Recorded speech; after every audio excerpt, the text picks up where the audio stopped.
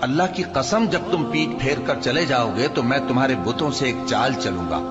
پھر ان کو توڑ کر ریزہ ریزہ کر دیا، مگر ایک بڑے بت کو نہ توڑا تاکہ وہ اس کی طرف رجوع کریں۔ کہنے لگے کہ ہمارے معبودوں کے ساتھ یہ معاملہ کس نے کیا؟ وہ تو کوئی ظالم ہے۔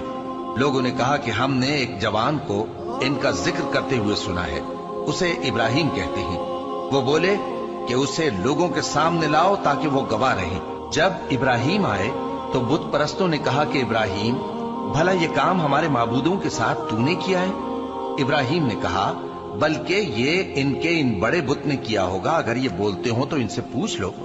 انہوں نے اپنے دل میں غور کیا تو آپس میں کہنے لگے، بے شک تم ہی بے انصاف ہو۔ پھر شرمندہ ہو کر سر نیچا کر لیا۔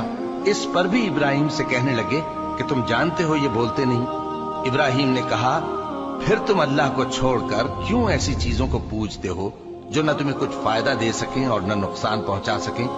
تف ہے تم پر اور جن کو تم اللہ کے سوا پوجتے ہو ان پر، کیا تم عقل نہیں رکھتے؟ تب وہ آپس میں کہنے لگے کہ اگر تمہیں اس سے اپنے معبودوں کا انتقام لینا اور کچھ کرنا ہے تو اس کو جلا ڈالو اور اپنے معبودوں کی مدد کرو۔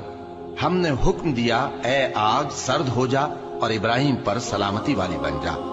ان لوگوں نے برا تو ان کا چاہا تھا، مگر ہم نے انہی کو نقصان میں ڈال دیا اور ابراہیم اور لوط کو اس سرزمین